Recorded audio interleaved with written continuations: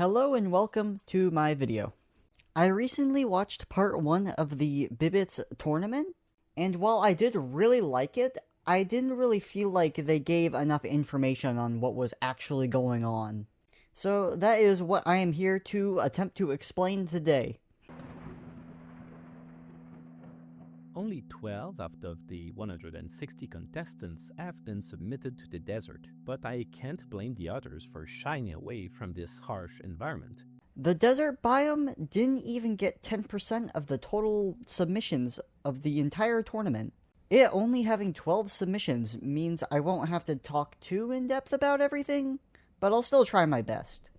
I think the main reason why people didn't want to submit their Bibites to the desert was because of the only having 3 slots open for making it into the finale. But I do not know exactly what people were thinking when they submitted to the desert, so I could be wrong. Something else kind of interesting about the submissions is that most of them are actually quite big. There is not really any small Bibites that were submitted here. Or at least very impactful ones. Besides maybe for one, but that's not, The desert has 3 oases full of plants for herbivores to compete over. The oasis actually impacted the game quite a huge amount, even more than you'd probably expect. It wouldn't be very fitting if I talked about it right now, though, so I'll talk about that later. But there's no guarantee that Bibites will find one before starving to death in this nearly barren wasteland. Meanwhile, meat is scattered across the landscape, simulating carcasses for carnivores to scavenge. It's kind of unclear what these random meat drops actually changed about this round, and these random meat drops were never mentioned again, so I don't know. Many people tried to use omnivory or even tried to be scavengers, but that didn't go very well for them, besides for, of course, the Zuta. But Zuta mainly just stuck to the oasis and kind of ignored everywhere else, because the rest of the environment was kind of unlivable. And it's not like it hated being in the oasis. I mean, that is kind of what brought it the win, just being the best at hunkering down in the oasis definitely did a huge part in securing its victory. How beautiful. And that was quick. A predator called Dragonfly attacked an herbivore called July 28th. I think that July 28th kinda got the shorthand of the stick when it comes to spawns. It basically only got to start with 4 of its Bibites because one of them immediately got eaten. This probably wasn't the only reason why it got eliminated first, but it's probably a huge reason of why. Alongside other things like its aggression towards the average American. Making it the first kill of the tournament. Meanwhile, a Bibite called Zuta Gobi quickly finds the southernmost oasis and starts turning plant into energy into eggs as fast as it can, rapidly increasing its population. And I think the biggest reason on why the Dragonfly did so well was just because this was pretty much the best pure, well not pure, but definitely mostly herbivorous Bibite submitted to the desert. I'm just trying to say this is like the main thing, the main competitor to the Dragonfly. If I think a more efficient herbivore got submitted to the desert, I think the Dragonfly would have done so much worse. But since it was only the Zuta Gobi, it really just had free reign to take down everything. Zuta Gobi is an omnivore that doesn't pay much attention to other Bibites. It just gobbles up any meat or plant pellets that it sees, even if another Bibite is in the way. Looking at its brain, it doesn't really have any standout or interesting behaviors, besides the fact that it will both turn towards meat and plants at the same time. However, just by the footage, you can tell that it's an extremely fast reproducer. That is probably the main reason why it did so exceptionally well in the desert. The main reason why I think it did so well in the desert was just because it could control the oasis better than any other Bibite could. Which not only gave it the best food source in the entire biome, but also it gave it protection from the dragonflies as they would have a hard time moving through the dense environment. They would also ignore Bibites, so they were very likely to just randomly, accidentally ram into another competing Bibite and just straight up eat it. Zuta focuses significant amount of energy from food on creating eggs, thanks to its lightning. Hey, Okay. Thanks to its lightning-fast reproduction, Zuta even manages to hold the oasis and kick out other species trying to get in.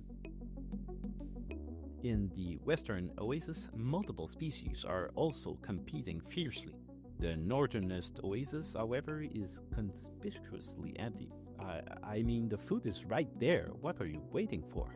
If you looked closely at the footage, you'll see that there are quite a few dragonfly in this area, and there are no average Americans to starve them. This made it quite hard to maneuver your way to the northern oasis. But as we'll see in the footage, yeah, that definitely doesn't hold up for very long.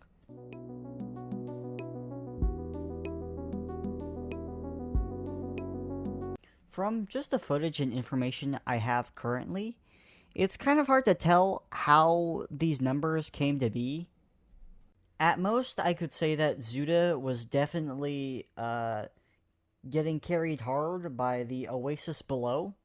Also, do note that these numbers are not really how good a species is doing in total. Because with something with the Zuta, most of their energy is actually in their adults, and they just have a lot of kids, and those kids could be potentially doing nothing. Just like how a Dragonfly or a 28th of April could just be trying to eat a average American, and would you really count those to their population? I mean, they're pretty much gonna die, so they're not really that useful. So these numbers are more of just a good visual representation, but they don't tell you the full story, definitely. Out in the harsh outer void of the desert, we see two nomadic Bibites called Wanderer and Void Scavenger. Void Scavenger lives life on the edge, capable of surviving with limited food and choosing to drift near to the Red Dead in hopes that other Bibites will stay away.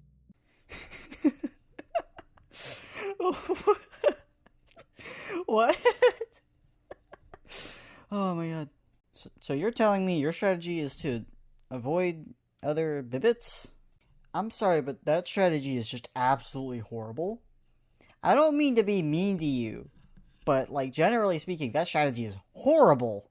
You should really be avoiding species of your own kind, because if you're avoiding everything, eventually the whole board is just going to be absolutely taken over, and you are going to have no space, you are going to have no room, you are going to have no food, you are going to be pushed to the outer edge, and you are going to starve. On a more serious note, I do think that this thing has an interesting strategy, but it kind of did it on the worst map possible. In the desert, there's already not a lot of food, so what makes you think there's going to be, like, any on the outskirts just that you can grab? I think if they put this in a more populated map, like maybe the swamp, or the jungle, or just somewhere with a lot of Bibites already swimming around and dying by the edges, I think that they would have done better. Since they would have had more Bibites that they could potentially scavenge off of, dying by the edges.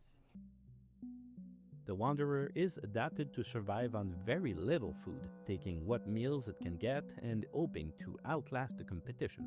With the lack of information I have on the Wanderer and the lack of footage, I can't really exactly say how good it actually was or how close it was to the Void Scavenger, but I think if you're trying to live on the edges, then yeah, you're probably going to do pretty poorly.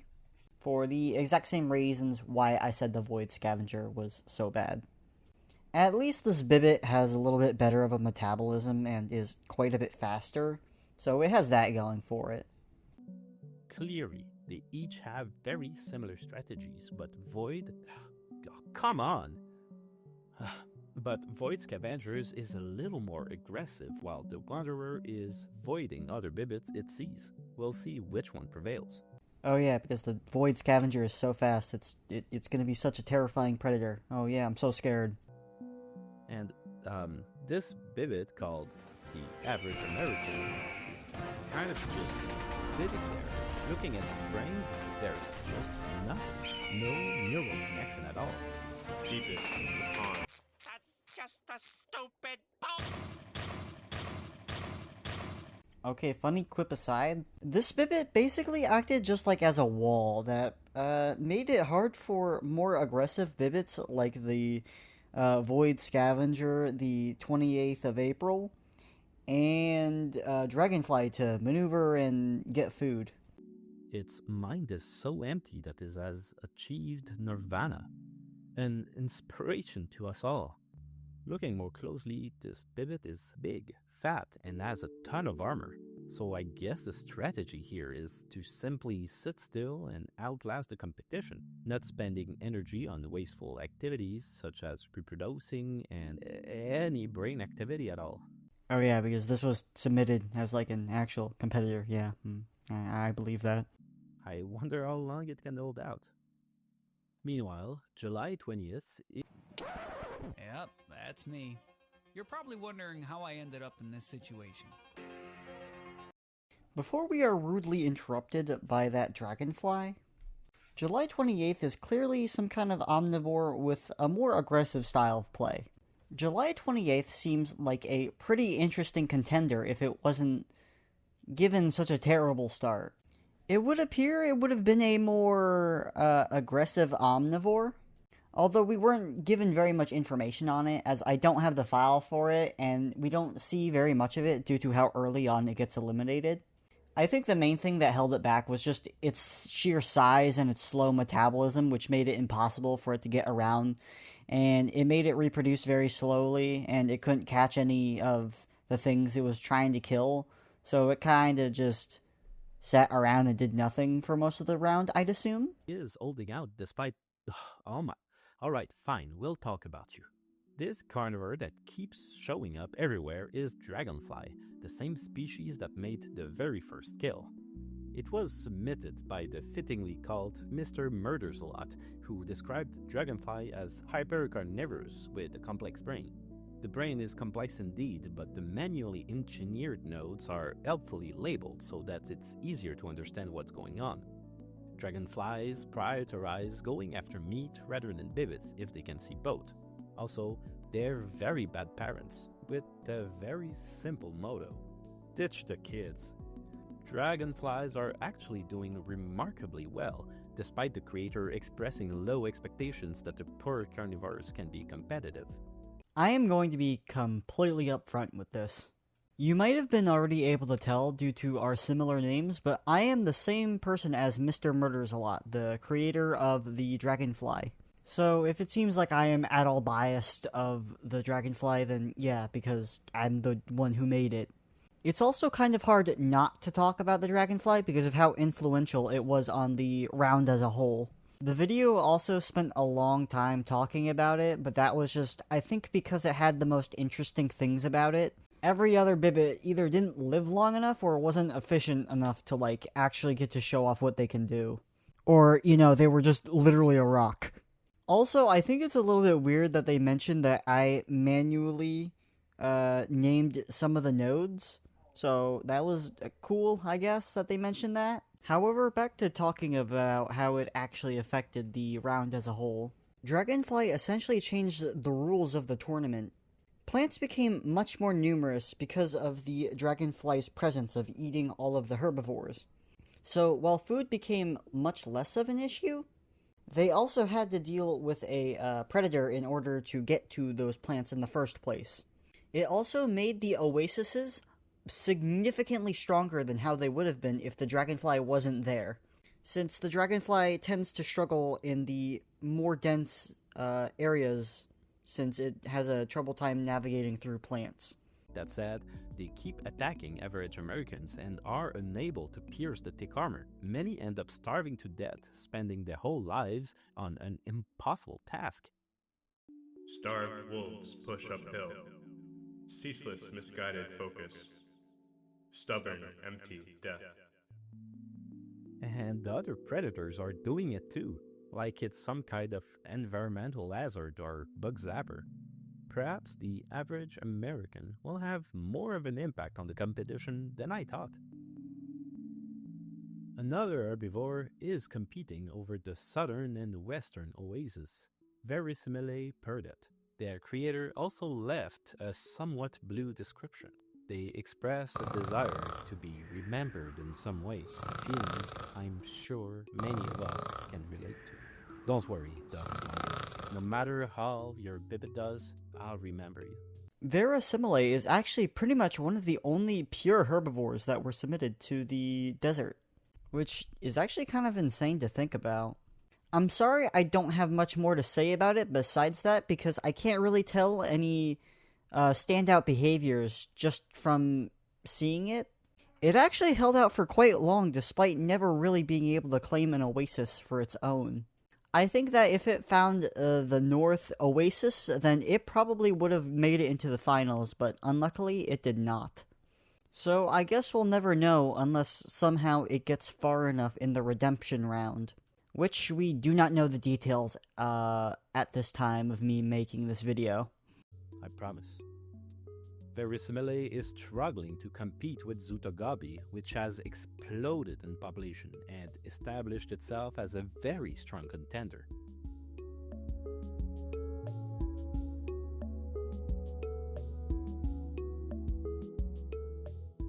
It's only been a few minutes and already some Bibites are on their last leg with only 1 or 2 living members. Most are starving and it's only a matter of time before the first elimination of the tournament. The only question is which one and how, starvation or murder. Well, starvation. While other Bibites were surviving tense close call with dragonflies, July 20th starved to death, becoming the first Bibit species eliminated in the tournament after 12 minutes. It's kind of hard to tell the exact circumstances of how July 28th exactly went out.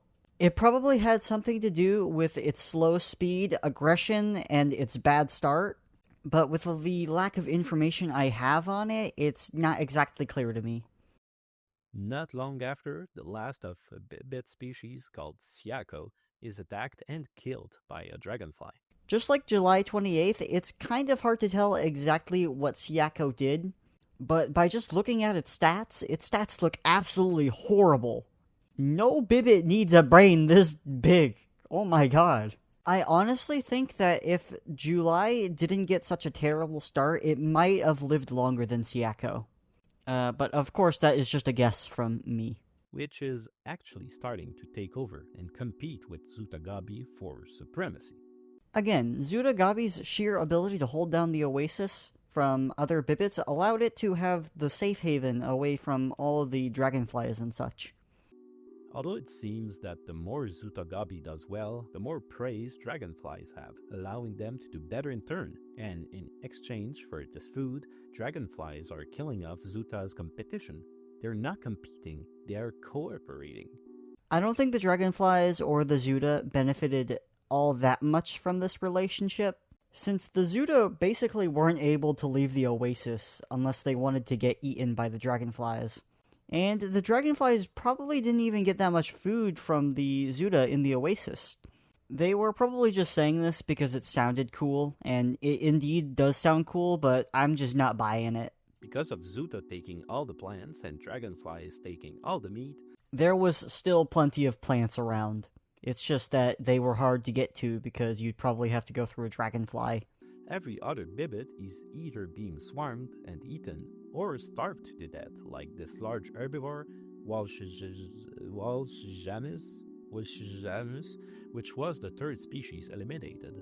This was the only other herbivore, but we didn't really get to see much of it, and it didn't last that long, so it's kind of hard to actually tell what it did for the desert round. But oh, a Bibit has finally found the northeast oasis. Digital Bit actually started in the western oasis, but was forced out early on. Then it tried taking the southern oasis, but got kicked out by Zuta. Could this be the leg up that Digital Bit needs to explode in population? Well, not exactly. Even completely uncontested in this oasis, Digital Bit doesn't seem to be thriving.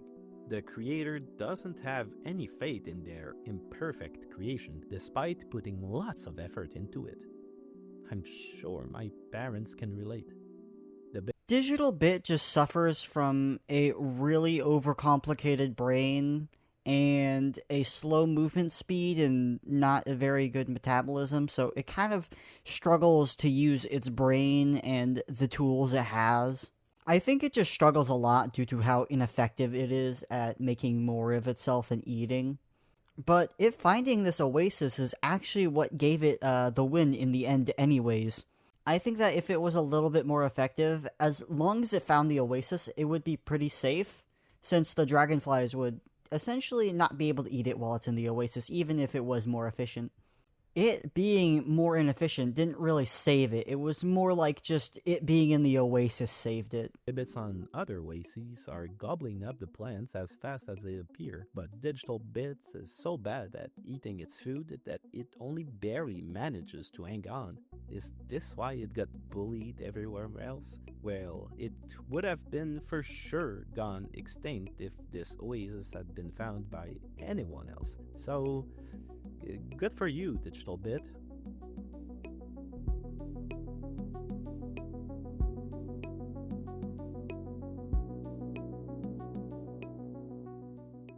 Void Scavenger and Wanderer are both down to only one member. Their similar nomadic builds happen to lead both of them to near starvation at the same time. But after a long trip, Void Scavenger has finally found some food.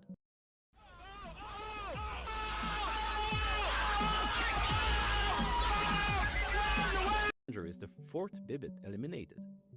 I've already said this, but yeah, I don't think that dwelling on the edge is a very good idea, especially for this particular map. The next species to fall dies by swimming directly into the mouth of a mature Zuta Gobi. It was fittingly called Big Dumb Idiot by its creator. Besides for the start of the video, this Bibit was literally never mentioned, or even shown. This was the only other pure carnivore that was submitted to the desert, besides for the Dragonfly, of course. I'm surprised it even lived this long with how fierce the competition is over scavengers with the Dragonfly around. So I apologize that I don't really have anything to say on it. It probably didn't change much of the competition if it died literally by an accident. At this point, almost half the species have been eliminated, and it hasn't even been that long since the round started. In the meantime, it's starting to look like some Bibits have much better shots at survival than others. For that, many Bibits can tank average American, who continues to attract predators who starve to death trying to eat it, which seriously shaped the course of the entire round so far. Imagine if all those predators had instead been attacking the other Bibit species. Wait, what? The average Americans all ran out of energy and all died of starvation at exactly the same time.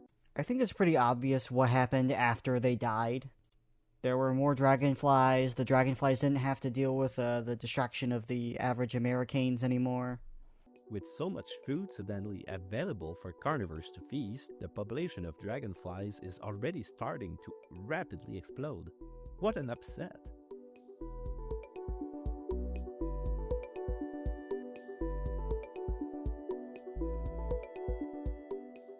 The entire simulation is quickly abandoned, with dragonflies swarming the desert.